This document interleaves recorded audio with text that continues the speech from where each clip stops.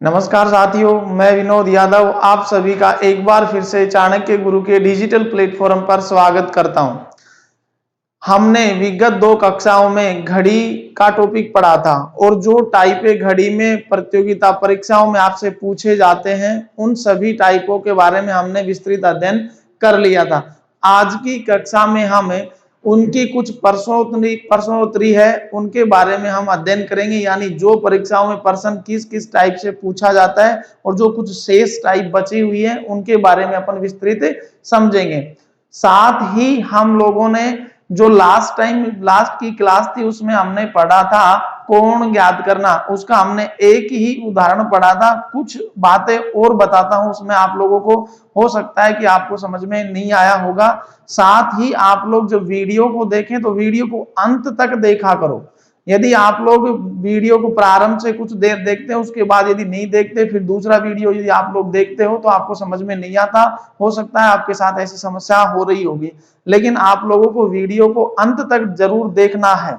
तो जरा बात करते हैं अपने विगत कक्षा में जहां तक पढ़ा था उससे आगे की। विगत कक्षा में हम ये वाला टॉपिक पढ़ रहे थे, कोण ज्ञात करना। क्या पढ़ रहे थे? कोण ज्ञात करना। कोण ज्ञात करना। जैसे यदि मैं बात करूं, कोई भी पर्सन हो, अपन ने एक पर्सन की अभ्यास किया था, उसके बाद जरा ध्यान से देखें। 9:45 पर 9:45 पर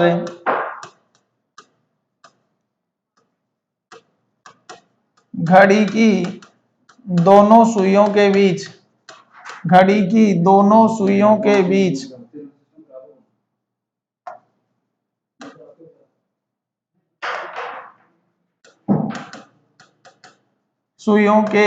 बीच कितने डिग्री का कोण बनेगा? प्रश्न है अपना 9:45 पर घड़ी की दोनों सुइयों के बीच कितने डिग्री का कोण बनेगा। यानी घंटे की सुई और जो मिनट की सुई है उन दोनों के बीच में 9:45 का यदि समय होगा तो दोनों के बीच में कितने डिग्री का कोण बनेगा, ये वाली बात आपको समझनी है। तो कोण ज्ञात करने के लिए मैंने जो कल सूत्र आप लोगों को बताया था वो ये बताया था आपको कि कोण यदि ज्ञात करना है, क्या ज्ञात करना है आपको? कोण ज्ञात करना है तो आप लोग लिखेंगे 11/2 गुणा मिनट। क्या लिखेंगे? 11/2 गुणा मिनट माइनस 30 गुणा घंटे। आप इस सूत्र का उपयोग करें जब भी आपको किसी प्रश्न में कोण ज्ञात करना हो तो आप लोगों को जो उपयोग में लेना है वो ये वाली चीज लेना है, 11/2 गुणा मिनट माइनस 30 गुणा घंटे। इस कैलकुलेशन के बराबर जो भी आएगा वो अपने कोण का मान होगा। अब यदि मैं बात करूं इस पर्सन की तो यहां आप लोग करेंगे 11/2 गुणा मिनट, यहां पर्सन में कितनी है, यदि मिनट की बात करें तो यहां मिनट है 45, कितनी है 45 माइनस 30 गुणा यहां जो घंटे हैं कितने हैं 9। यदि आप लोग इस पर्सन को सोल्व करेंगे तो आपका जो उत्तर होगा तो जरा ध्यान से देखना, ये वाला जो मान होगा यहाँ 22.5, यदि इसको 2 से भाग देंगे तो कितना होगा 22.5 और इसको गुणा करने के बाद जो भी आंसर अपना आएगा वो होगा 22.5 डिग्री। कितना होगा 22.5 डिग्री। एक मिनट जरा ध्यान से देखना,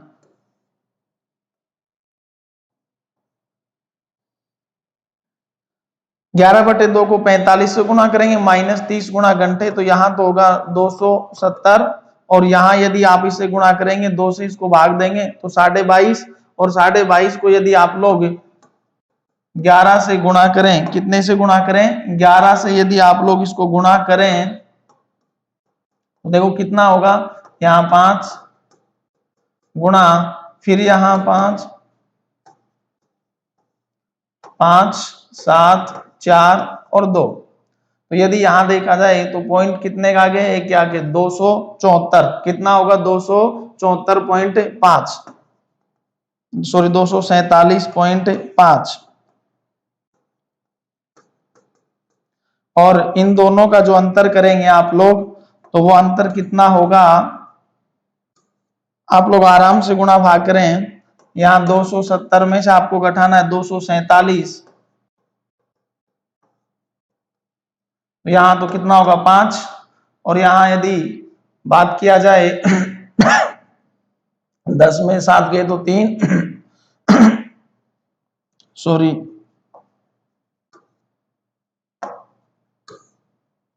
2, और यहाँ जो बचेगा वो 6 में से 2 तो 22.5, यानी इन दोनों का जो अंतर होगा वो होगा अपना 22.5। तो आपका जो प्रश्न था वो 9:45 पर घड़ी की दोनों सुइयों के बीच कितने डिग्री का कोण बनेगा, 22.5 डिग्री का। एक प्रश्न की और चर्चा करता हूं, तो जरा ध्यान से देखें आप लोग। यदि मैं यहां लिखूं 10:50 पर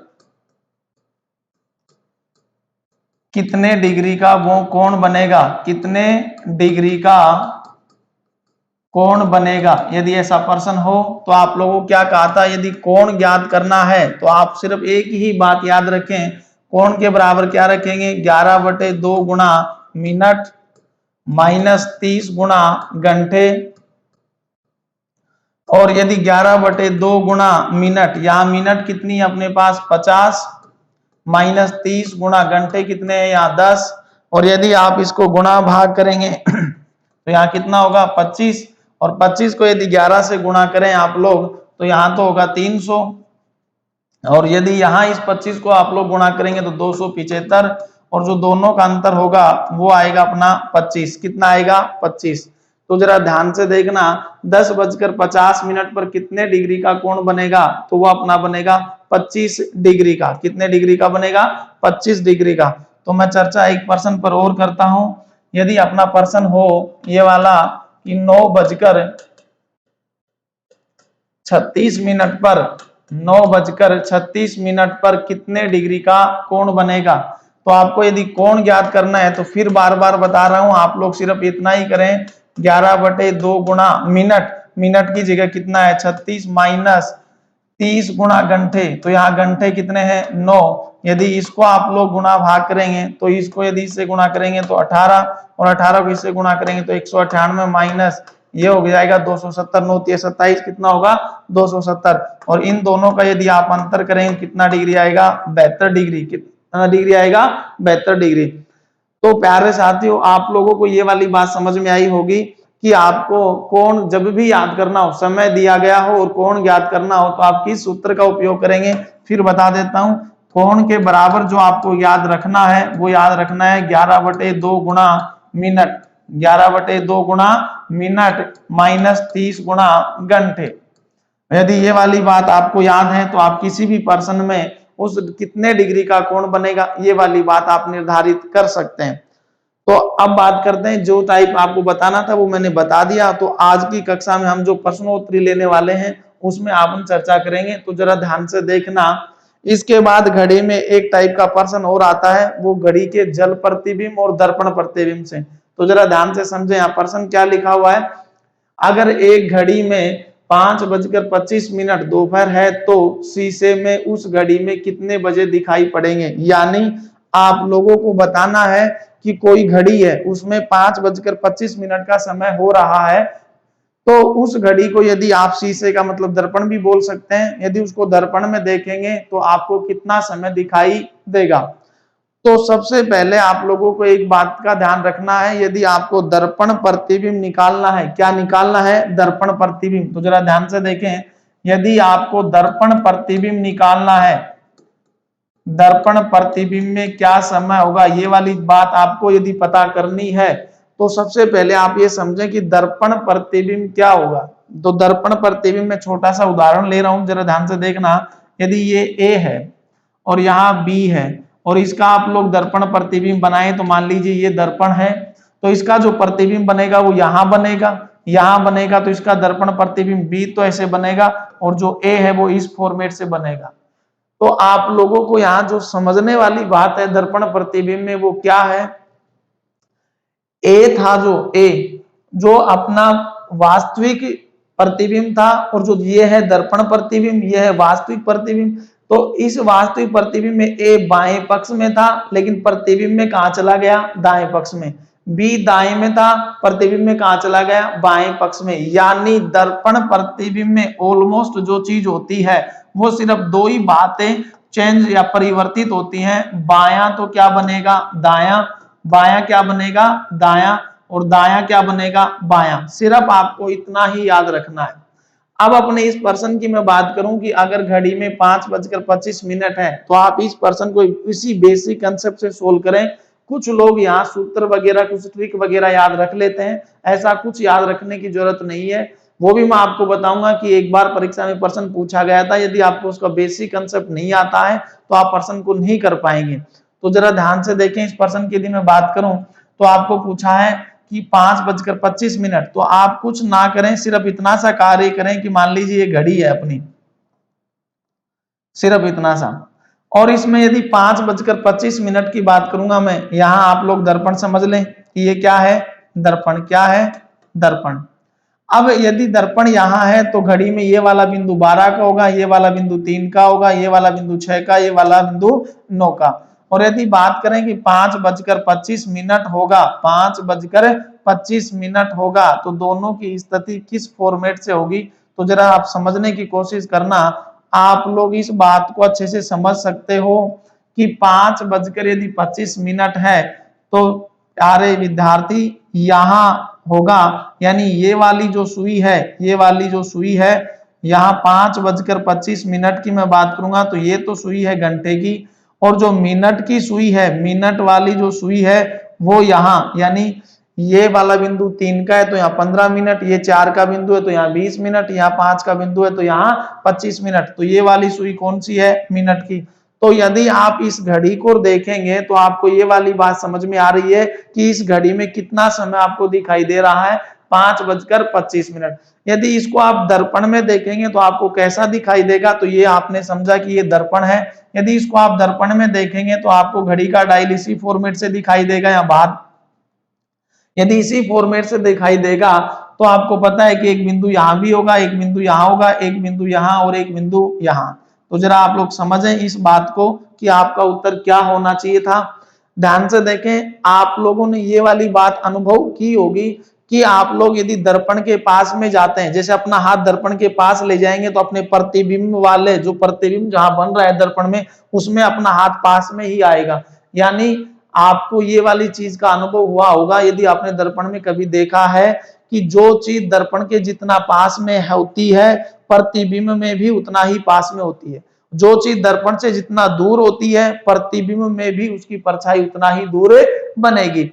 अब यदि मैं यहाँ ये वाली बात करूं तो ये जो बिंदु है, यानी ये वाला जो घड़ी का पॉइंट है, क्या इस प्रतिबिंब में यही होगा क्या? बिल्कुल, यदि इसको इधर देखेंगे तो दोनों पास वाले यही होंगे। ये वाला जो बिंदु है, ये वाला बिंदु यहाँ होगा, ये जो घड़ी का बिंदु है ये वाला बिंदु है, और ये जो बिंदु है घड़ी का ये बिंदु है। आप लोग इतना समझ गए होंगे।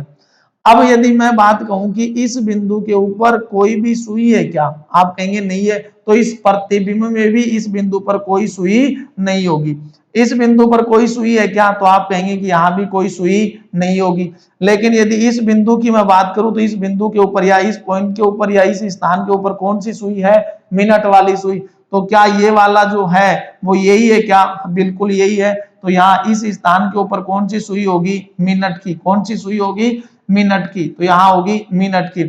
अब यदि बात करें मिनट की सुई तो यहाँ हो गई। अब मैं बात करूं घंटे की सुई, क्या इन दोनों बिंदुओं के मध्य है? तो यहाँ भी इन दोनों बिंदुओं के मध्य आएगी, तो इन दोनों बिंदुओं के मध्य आएगी, तो घंटे की सुई यहाँ आएगी। तो इस समय का यानी 5:25 का जो दर्पण प्रतिबिंब है वो ये वाला बनेगा। ये तो इसका है बेसिक कंसेप्ट, आपको समझ में आया होगा।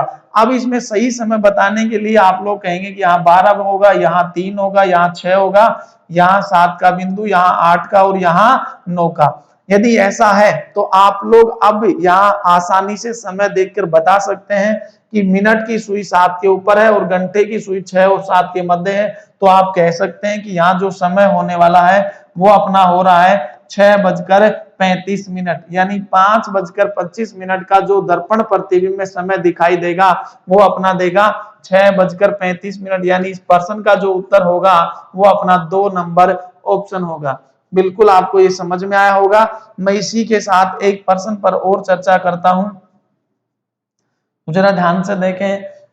प्रश्न है अपना, एक घड़ी को जिस पर केवल 3, 6, 9 और 12 बजे के निशान लगे हुए हैं। प्रश्न को समझने की कोशिश करना। ये वाला प्रश्न अपनी राजस्थान पुलिस परीक्षा में पूछा हुआ भी है, ये भी मैं आपको बता देता हूं। और वहां जब पूछा था इसमें, वहां समय यहाँ 12:30 बजे का समय, वहां 8:40 का समय था। शायद लगभग 2014, एग्जिट दान तो नहीं है, 2013 में परीक्षा थी, उसमें ये वाला प्रश्न आपको पूछा था। तो यहाँ प्रश्न है, तो दर्पण के सामने उल्टा करके रखा जाता है। तो जरा ध्यान से देखना, दर्पण के सामने उल्टा करके रखा जाता है, सबसे इंपॉर्टेंट यही बात है। पिछले प्रश्न में अपन ने सिर्फ यही देखा था कि उस घड़ी का दर्पण प्रतिबिंब में क्या समय दिखाई देगा। यहां लिखा हुआ घड़ी को दर्पण के सामने उल्टा करके रखा जाता है। यदि किसी भी प्रश्न में ये वाली लाइन लिखी हुई आए यहां से यहां तक की घड़ी को दर्पण के सामने उल्टा करके रखा जाता है, तो आप लोगों को समझना है कि उसका दर्पण प्रतिबिंब न बनाकर इसका क्या बनाएंगे आप, जल प्रतिबिंब। क्या बनाएंगे आप इसका, जल प्रतिबिंब। ये वाली बात आप बिल्कुल नोट करके याद रखेंगे। यदि घड़ी को, यहां लिखा हुआ है दर्पण के सामने उल्टा रखा जाता है, किसको, घड़ी को। यदि घड़ी को दर्पण के सामने उल्टा करके रखा जाता है तो बिल्कुल उस प्रश्न का जो उत्तर बनेगा वो दर्पण प्रतिबिंब से न बनकर किससे बनेगा, जल प्रतिबिंब से। अब उसके बाद में आपको लिखा है कि एक व्यक्ति को घड़ी के प्रतिबिंब में 12:30 बजे समय जैसा दिखाई देता है, तो बताइए वास्तविक समय क्या था। तो अब आपको इसका क्या बनाना है, दर्पण नहीं बनाना, फिर बता रहा हूं क्या बनाना है, जल प्रतिबिंब। यदि जल प्रतिबिंब बनाएंगे तो आप लोग समझने की कोशिश करना। मान लीजिए ये अपनी घड़ी है, ये क्या है अपनी घड़ी, तो देखना एक बार,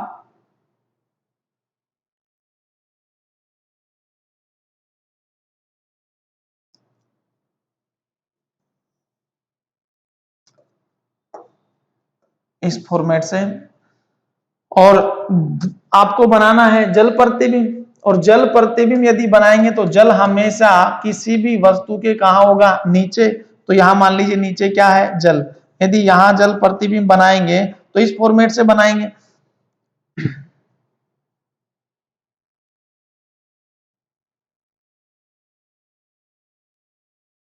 देखना आप लोग एक बार,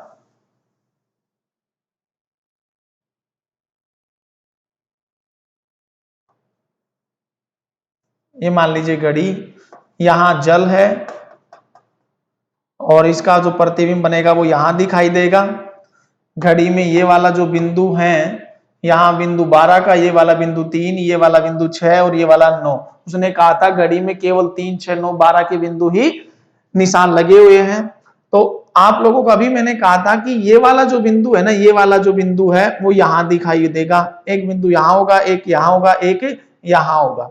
अब आपको देखना है कि 12:30 बजे समय जैसा दिखाई दे रहा है। तो यदि यहां मैं 12:30 बनाना चाहूं, 12:30 यदि आप लोग बनाएंगे, 12:30 यदि आप लोग बनाएंगे, तो देखो यहाँ बिंदु एक का होगा, यहाँ 2 का। तो 12:30 का मतलब कि मिनट की जो सुई है वो तो फिक्स यहाँ कहाँ पे होगी, 6 पे, 12:30 होगा। और जो घंटे वाली जो सुई है वो होगी यहाँ। क्या इस घड़ी में आपको 12:30 बजे का समय दिखाई दे रहा है, बिल्कुल दिखाई दे रहा है। यदि इसका जल प्रतिबिंब आप लोग बनाएंगे, क्या बनाएंगे, जल प्रतिबिंब यदि आप इसका बनाएंगे, तो आप लोग जरा ध्यान से देखना, ये जो मिनट वाली सुई है, मिनट वाली जो सुई है तो आप लोग देखेंगे वो आपको यहां दिखाई देगी। मिनट की सुई इस बिंदु पर है तो यहां इस बिंदु पर होगी, बिल्कुल होगी। और जो घंटे वाली सुई है, तो जरा ध्यान से देखना, ये वाला जो बिंदु है वो तो ये हो गया, ये वाला बिंदु ये होगा कि नहीं होगा, बिल्कुल होगा। और ये वाला जो बिंदु है वो यहां होगा, कहां होगा, नीचे। और अब यदि यहां देखें आप लोग, तो ये जो घंटे वाली सुई है इस बिंदु और इस बिंदु के मध्य है, तो यहां इस बिंदु और इस बिंदु के मध्य ही होगी, इन दोनों के बीच में ही होगी कि नहीं होगी। यदि इन दोनों के बीच में होगी तो घंटे की जो सुई है वो आप कह सकते हैं कि साहब यहां इन दोनों के बीच में होगी। कहां होगी, इन दोनों के बीच में। अब अक्सर विद्यार्थी के साथ एक गलती होती है, इस घड़ी में आप लोग समय यदि बताना चाहें तो यहाँ बिंदु 3 का, यहाँ 4, ये वाला 5 और ये वाला 6। अक्सर विद्यार्थी इस वाले फॉर्मेट में एक गलती कर देता है, वो सोचता है कि घंटे की सुई 5 और 6 के मध्य है, तो 5 और 6 के मध्य है तो आप लोग घंटे की सुई को देखकर कभी भी समय नहीं बताते, जो समय बताएंगे वो मिनट की सुई से बताना पड़ता है आपको। तो यदि यहाँ देखेंगे तो 5 बजकर कुछ मिनट हो रहा होगा, और यदि मैं कह दूं कि मिनट की सुई फिक्स 12 के ऊपर है, तो आप कह सकते हैं कि यहाँ 12 के ऊपर होगा, तो फिक्स अपना जो बचेगा समय वो बनेगा फिक्स 6 बजे। कितने बजेंगे? 6। तो इस प्रश्न का जो उत्तर होगा अपना वो कितना हो जाएगा? 6 बजे का। तो आपको ये वाली बात समझ में आई होगी। फिर बता देता हूं, यदि किसी भी प्रश्न में ये वाली लाइन लिखी हुई हो, यहां से यहां वाली, कि एक घड़ी दर्पण के सामने उल्टा रखा जाता है, घड़ी को दर्पण के सामने उल्टा रखा जाता है, ऐसा यदि लिखा हुआ है, तो उस प्रतिबिंब में आप लोग दर्पण प्रतिबिंब न बनाकर, दर्पण न बनाकर क्या बनाएंगे? उसका जल प्रतिबिंब आपको बनाना है। क्या बनाना है? जल प्रतिबिंब आपको बनाना है। तो आप लोगों को ये वाली बात समझ में आई होगी। अब बात करता हूं मैं इससे आगे के प्रश्न की। अभी अपन ने पढ़ा था सेम उसी फॉर्मेट का प्रश्न है कि 5:15 बजे दोनों सुइयों के बीच क्या कोण बनेगा। तो मैंने थोड़ी देर पहले कहा था आपको, कोण यदि आपको ज्ञात करना है कोण, तो आपको क्या करना है? ये वाला सूत्र आप लोग याद लागू करेंगे, 11/2 गुणा मिनट, 11/2 गुणा मिनट माइनस 30 गुणा घंटे, माइनस 30 गुणा घंटे। यदि यहां देखेंगे तो 11/2 गुणा मिनट 5:15, 5:15 का मतलब 5:15 5:15 का मतलब क्या 5:15 ही होगा? बिल्कुल होगा। तो मिनट कितनी होंगी यहाँ? 15। कितनी होंगी? 15 माइनस 30 गुणा घंटे, घंटे कितने हैं? 5। अब यदि यहां देखें इस बात को आप लोग, तो यहाँ कितना होगा? 11/2 को 15 से यदि आप लोग गुणा करेंगे, तो यदि इसको इससे गुणा किएंगे तो आपका आंसर आएगा 7.5। कितना आएगा? 2 से यदि 15 को भाग देंगे तो 7.5, और 7.5 को यदि आप लोग 11 से गुणा करना चाहें तो अपना आएगा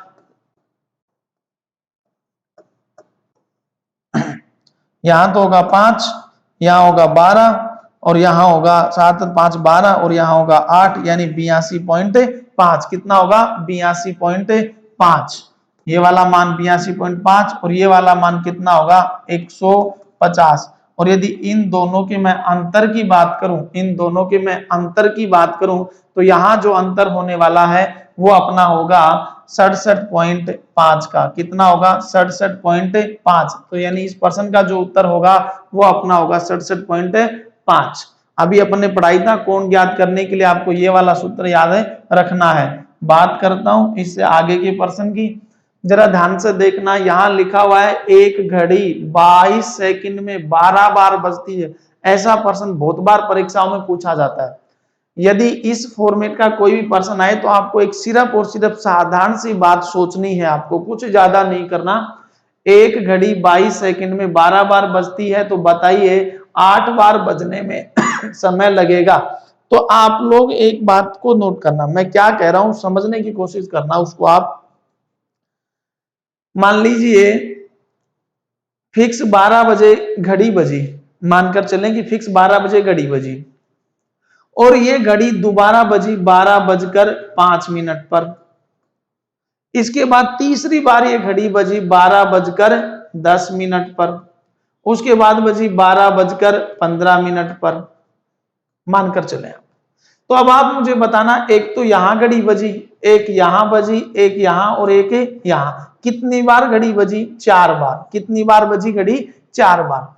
तो 4 बार यदि घड़ी बजी तो यहां से यहां तक कितने मिनट हो गए? 12 से 12:15 तक 15 मिनट, यानी 15 मिनट में घड़ी कितनी बार बज रही है? 4 बार। लेकिन आप लोग यदि ये देखेंगे ना, तो आप 15 मिनट में 4 बार ऐसा नहीं देखना, आपको देखना है कि पहले बार में जो घड़ी 12 बजे बजी थी, उसके बाद घड़ी 12:05 पर बजी, तो इन दोनों के जो मध्य अंतर, तो एक बार यहां एक बार यहां, एक अंतर तो ये बीच में हो गया, फिर उसके बाद यहां से यहां अंतर हो गया, फिर यहां अंतर हो गया। तो जो अंतर हुए वो कितने अंतर हुए? 4 बार बजने में घड़ी में अंतराल कितने हुए? तो आप कह सकते हैं कितने अंतराल हुए? 3। कितने अंतराल हुए? 3। बिल्कुल आपको ये वाली बात याद रखनी है कि 4 बार बजने में अंतराल कितने हुए? अंतराल अपने पास हुए 3। 3 अंतराल में कितनी बार बजेगी घड़ी? 4 बार। कितनी बार बजेगी? 4 बार। तो 3 अंतराल के बराबर 4 बार बजेगी, तो मैं ये कह सकता हूं कि 3 अंतराल का जो मान है, मैं यहां बात कर रहा हूं, यहां भी नहीं कर रहा बात, तो 3 अंतराल का मान है, जो समय लगा 3 अंतराल में 15 मिनट, तो एक अंतराल में समय कितना आया? 5। तो बिल्कुल यहां भी देखेंगे तो कितना अंतराल, एक अंतराल में समय कितना आ रहा है? 5 मिनट का।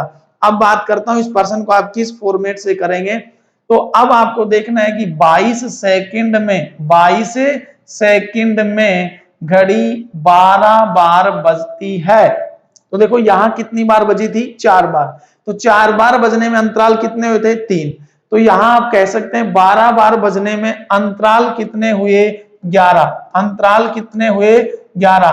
तो अंतराल कितने अंतराल हैं? 11। 11 अंतराल का जो समय है वो कितना लगा अपने पास? 22 सेकंड। कितना लगा अपने पास? 22 सेकंड। तो क्या मैं ये वाली बात निकाल सकता हूं क्या कि एक अंतराल का मान, एक अंतराल का मान, तो आप कह सकते हैं कितना होगा? 2 सेकंड। कितना होगा? 2 सेकंड। आपको यहां तक की बात समझ में आई? अभी अपन ने सिर्फ इतनी बात पढ़ी है। फिर लिखा है, तो बताइए 8 बार बजने में कितना समय लगेगा। आपको बताना है कि 8 बार बजने में कितना समय लगेगा। तो मुझे आप लोग ये बताएं, 8 बार घड़ी यदि बजेगी तो कितने अंतराल होंगे? 7। कितने अंतराल होंगे? 7। 7 अंतराल में कितनी बार घड़ी बजेगी? 8 बार। तो आपको 8 बार नहीं देखना, आपको देखना है कितने अंतराल का प्रश्न समय पूछ रहा है आपको, कि 7 अंतराल में समय कितना लगेगा। तो आपको पता है कि एक अंतराल में समय कितना? 2। तो 7 अंतराल में समय कितना? 14 सेकंड। कितना लगेगा? 14 सेकंड। तो आप मुझे ये बताना, क्या 7 अंतराल में वो घड़ी 8 बार बजेगी क्या? बिल्कुल बजेगी। तो 8 बार बजने में समय यानी 7 अंतराल का समय कितना? 14। तो इस प्रश्न का जो उत्तर होगा वो अपना होगा 14 सेकंड। आपको ये वाली बात समझ में आई होगी। तो अब बात करते हैं इससे आगे के प्रश्न के। देखना बहुत अच्छे कंसेप्ट का प्रश्न है, आप लोग इसको अच्छे से समझेंगे तो बिल्कुल आपको समझ में आएगा। देखना क्या लिखा है, 2 घड़ियां एक साथ 10 बजे बजना प्रारंभ करती हैं। 10 बजे, फिक्स 10 बजे, ठीक है भाई। फिर उसने कहा कि पहली घड़ी 18 सेकंड में। तो आप मुझे ये बता सकते हैं, जैसे मान लीजिए ये फर्स्ट घड़ी है, तो ये पहली घड़ी 18 सेकंड यानी 10 बजकर और 0 मिनट और 18 सेकंड में बजी। ये दूसरी बार बजेगी 10 बजकर मिनट कुछ नहीं है 36 सेकंड में। इस फॉर्मेट से आगे भी बजेगी कि नहीं बजेगी? बिल्कुल बजेगी। फिर कहा दूसरी घड़ी 27 सेकंड में बजती है, तो आप यहां कह सकते हैं कि 10 बजकर 0 मिनट और 27 सेकंड। फिर बजेगी 10 बजकर मिनट तो 0 और 54 सेकंड में। इस फॉर्मेट से ये आगे बजेगी, बिल्कुल बजेगी। फिर कहा है कि बताइए कि पहली घड़ी के छठे प्रहार, छठे प्रहार का मतलब छठी बार, और दूसरी घड़ी के चौथे प्रहार में कितने समय का अंतराल होगा।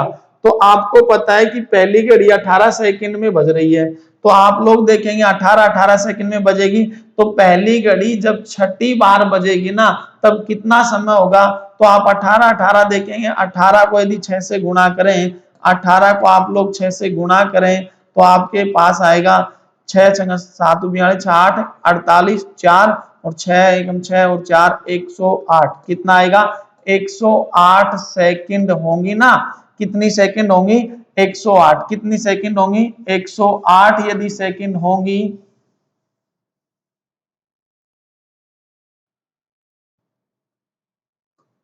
108 सेकंड, यानी पहली घड़ी 18 सेकंड में बजती है, तो छठे प्रहार में उसको समय लगेगा। छठे प्रहार का जो समय है वो है 108 सेकंड। और दूसरी घड़ी को देखना है चौथे प्रहार में कितना समय लगेगा। तो ये तो बात थी फर्स्ट घड़ी की, और अब मैं बात करूं सेकंड घड़ी की, तो सेकंड घड़ी को एक बार में बजने में 27 सेकंड लग रहा है। तो चौथे बार में यदि बजने की मैं बात करूंगा, तो यहाँ 27 को आप लोग यदि 4 से गुणा करेंगे तो वही अपने पास, सॉरी 27 को देखना है आपको, कितने को देखना था? 27 को तो 27 गुणा 4, तो ये भी अपने पास 108 ही होगा। कितना होगा? 108। 7 चौक 28 और 4 दूनी 8, 2 10। यानी पहली घड़ी छठी बार बजी तब तो उसको 108 सेकंड, यानी 108 सेकंड के बाद छठी बार बजेगी। और दूसरी घड़ी चौथी बार बजेगी कितने सेकंड के बाद? 108 सेकंड के बाद। तो उसने कहा अपने को यही पूछा है कि बताइए पहली घड़ी छठे प्रहार और दूसरी घड़ी चौथे प्रहार। तो आप कह सकते हैं कि पहली घड़ी छठे प्रहार कब करेगी? 108 सेकंड में, और दूसरी घड़ी चौथा प्रहार कब करेगी? 108 सेकंड में। फिर कहा कि कितने समय का अंतर होगा? तो यदि यहां देखें तो आपके पास कोई भी समय का अंतर नहीं है, तो आप कह सकते हैं दोनों के बीच में 0 सेकंड का अंतर होगा। अब बात करते हैं इससे आगे की, तो जरा ध्यान से देखना, ये वाला प्रश्न भी आपकी राजस्थान पुलिस की परीक्षा में पूछा हुआ है। फिर बता रहा हूं, आप इस बात को अच्छे से समझने की कोशिश करना। यहां लिखा है कि एक घड़ी 1 बजे 1 बार।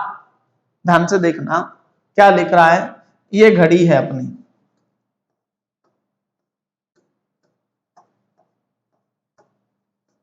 यहां 12, 1 2 3 4 5 6 7 8 9 10 और यहां 11।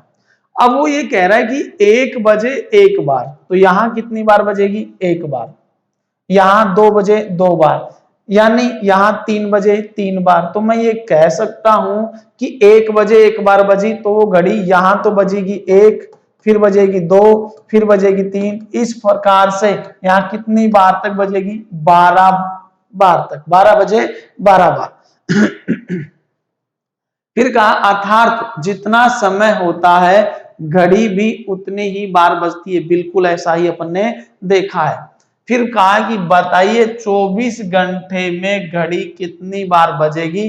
तो प्यारे विद्यार्थियों, जब पुलिस में ये प्रश्न पूछा था तो इसकी जगह एक शब्द लिखा हुआ था, यहां लिखा हुआ था एक दिन में। एक दिन में, यहां तो बिल्कुल स्पष्ट कर दिया कि 24 घंटे में। तो भाई यहां तक तो 12 घंटे, तो 1 से लेकर 12 तक का जो मान हुआ वो तो 12 घंटे की बात हो रही है। कितने घंटे की बात हो रही है? 12 की। तो आपको तो बताना है 24 घंटे की। तो पहले तो आप ये देखें कि 1 से 12 तक में कितना समय लगेगा।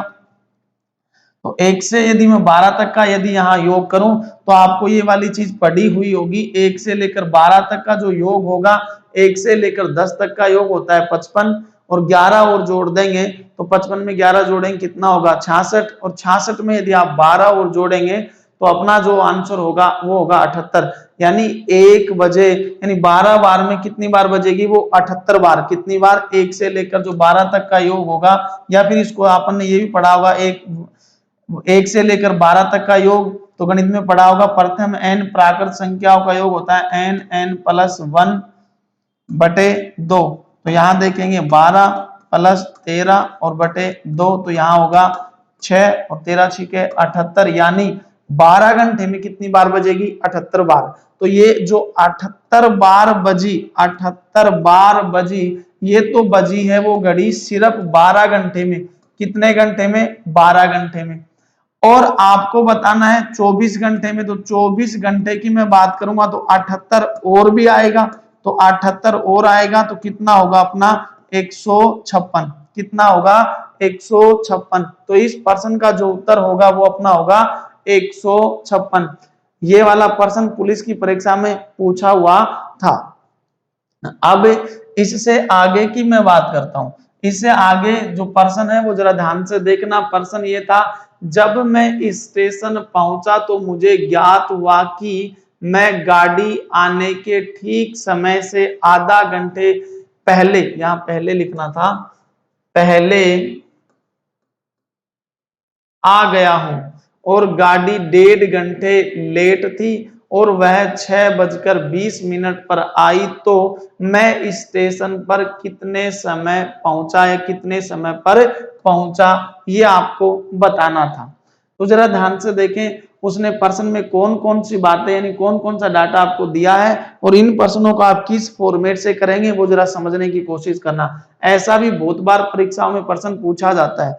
साथ ही मैं आपको ये वाली बात बता दूं कि जो राजस्थान पुलिस और जो पटवार की परीक्षा है उन दोनों में यदि घड़ी और कैलेंडर से यदि प्रश्न आएगा तो घड़ी से इसी फॉर्मेट के प्रश्न आएंगे, जैसे ये वाला प्रश्न है और इससे पहले वाला प्रश्न, जो आप लोग एक तरीके से विविध के प्रश्न समझते हैं वही प्रश्न आएंगे।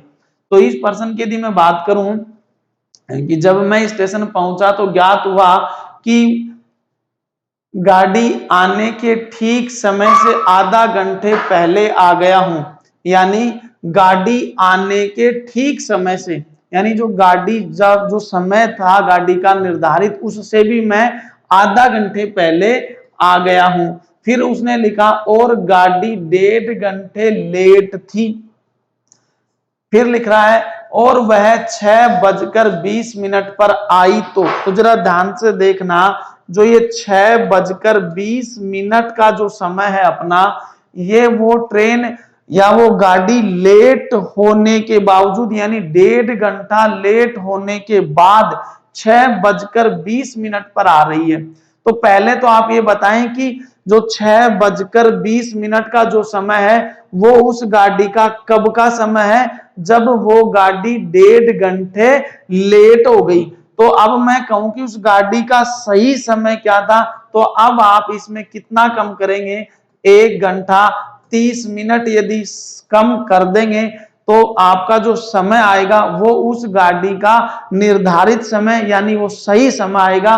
तो यदि यहां इसमें कम करेंगे तो देखो 20 मिनट में से 30 मिनट नहीं घट पाएंगी, तो यहां असल लेंगे तो यहां असल ये घंटे हैं और ये मिनट, यहां से मैं यदि असल लूंगा तो मिनट बनाऊंगा यहाँ, तो 1 घंटे में मिनट कितनी होंगी 60, तो यहाँ 60 असल लगेगी। मेरा मतलब जो मिनट है वो 60 मिनट हो जाएंगी, तो यहाँ हो गई 80, और 80 में यदि आप 30 कम करेंगे तो यहाँ होगी 50। कितनी होगी 50, कितनी होगी 50।